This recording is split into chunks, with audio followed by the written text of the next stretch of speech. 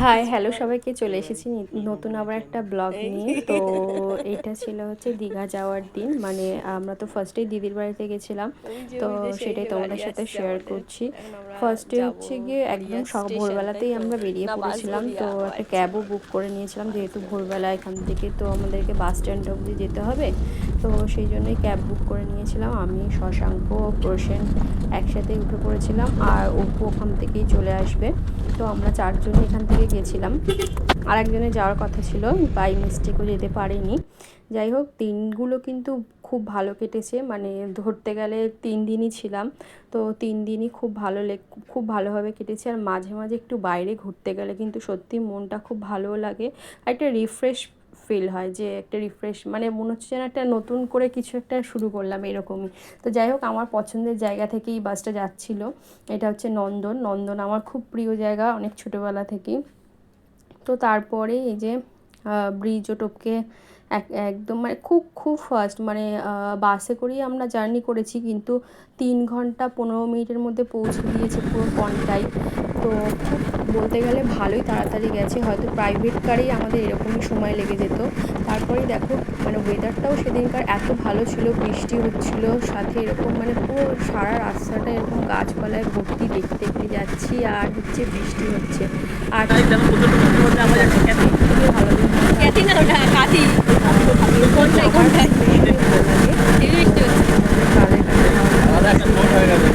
আর চারদিকে এত সুন্দর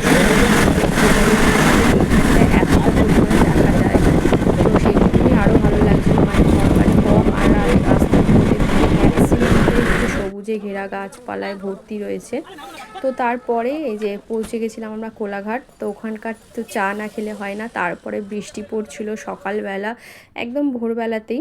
তো কোলাঘাট পৌঁছে গেছিলাম, ওখানে চা টা খেয়ে তারপরে কিন্তু আমরা নেমে পড়েছিলাম 3 ঘন্টা 15 মিনিটের মধ্যে। তো জামাইবাবু এসেছিলো নিতে, ওখান থেকে 10 মিনিট মতো লাগে বাড়িতে যেতে। তো বাড়িতে গিয়েই কিন্তু দিদি রেডি করে রেখেছিলো একদম বোনের জন্য স্পেশাল করে চা, শুধু বোনের জন্য না, সবার জন্য। আর স্পেশালি আমি চাটা খেতে খুব ভালোবাসি, আর সকালবেলা তো আরোই। তো চা বানিয়ে রেখেছিলো। তারপরে একটু গিয়ে ছাদে দেখতে গেছিলাম যে কী কী গাছ টাছ লাগিয়েছে, এখন নতুন নতুন কী ফুল গাছ লাগিয়েছে। তো অনেক রকমই গাছ লাগিয়েছে। এটা দেখো, একটা রোজ ফ্লাওয়ারেরই একটা জাত বলতে পারো, ছোট ছোট হয়, তবে রোজের মতো অত বড় হয় না। জবা ফুল গাছ, নানান রকমের অনেক রকমের ফুল গাছ, পুঁইশাক গাছ, লঙ্কা গাছ, মানে অনেক, ওইটুকু একটা ছাদের মধ্যে যে এত কিছু গাছ লাগানো পসিবল, ওদের ছাদটা দেখলেই সেটা বোঝা যায়। আর এই নিচের দিকেও দেখো কি সুন্দর গাছ রয়েছে। তারপর লেবু গাছ, প্রায় 7 থেকে 8 রকমের ফ্লাওয়ার ট্রি রয়েছে ওখানটায়। একদম ওপরেই সব কটা কিন্তু টবের মধ্যেই বসানো ছিল। তো সেগুলোই দেখছিলাম, একবার করে চেক করে নিয়েছিলাম। তারপরেই কিন্তু ব্রেকফাস্টে বসে গেছিলাম, লুচি আর একদম কষা আলুর দম, আর সাথে ছিল কিন্তু ওখানকার স্পেশাল মিষ্টি। এই মিষ্টিগুলো খেতে কিন্তু দারুণ লাগে। দেন পুচুকে একটুখানি দেখছিলাম কি করে, ও ক্যামেরা দেখলে খুব লজ্জা পায়, তো ও পুজো দিচ্ছিল তখন। আর আমি বলছিলাম একটু ভিডিও করি ভিডিও করি, ও তো কিছুতেই করবে না, তাও লুকিয়ে চুরিয়ে করেছে। দেখো পুজো দিচ্ছে, রেগে যাচ্ছে যে ভিডিও করছি। দেখো কি সুন্দর করে গোপালের জামা চেঞ্জ করে আবার নতুন একটা জামা পরিয়ে দিচ্ছে, মানে একদম যত্ন করে সুন্দর করে স্নান করিয়ে জামা চেঞ্জ করে জামা পরাচ্ছে। আবার দেখো গোপালের গলায় হার, পায়ে নুপুর, কানে সোনার কানের দুল, এই দেখো ছোট ছোট প্যান্ট জামা সব কিন্তু রেডি করে রেখেছে, ও পরিয়ে সাজিয়ে আবার ওকে বসিয়ে দেবে। তো পুজোটাও দিচ্ছিল, ওকে লুকিয়েই ভিডিওটা বানিয়েছি, কারণ ও লজ্জা পাচ্ছিলো, বলছিল আমি করবো না, না আমাকে দেখাবে না। তো যাই হোক, ওর ভিডিওটা কিন্তু হয়েই গেছে। তো দেখো কি সুন্দর করে সাজিয়ে বসিয়ে দিয়েছে, আবার ওপরে একটা এসি বানিয়ে দিয়েছে গোপালের যাতে কষ্ট না হয় ক্লে দিয়ে। তারপরে এখানে রান্না হচ্ছিলো যে চিকেনের জন্য চিকেন ম্যারিনেট করে রেখেছিলো, মাটনের জন্য মাটনও ম্যারিনেট করে রাখা হয়ে গেছিলো। আর এখানে দিদি তো ঘেমে একদম স্নান হয়ে বোনদের জন্য রান্না করতে শুরু করে দিয়েছে, একদিকে আলু ভাজা, একদিকে ডাল। তো বিশাল অনেক কিছু আয়োজন করেছিল সত্যি।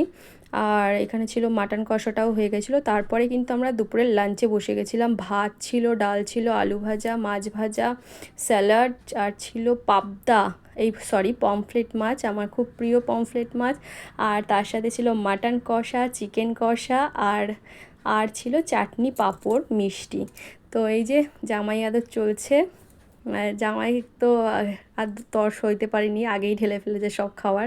আর এই যে একটা পুচকা ওখানেই থাকে, ওদের বাড়ির মানে ওর পাশেই। তো তারপরে আমরা বিকালবেলা একটু বেরিয়ে পড়েছিলাম যা একটু কেনাকাটি করতে।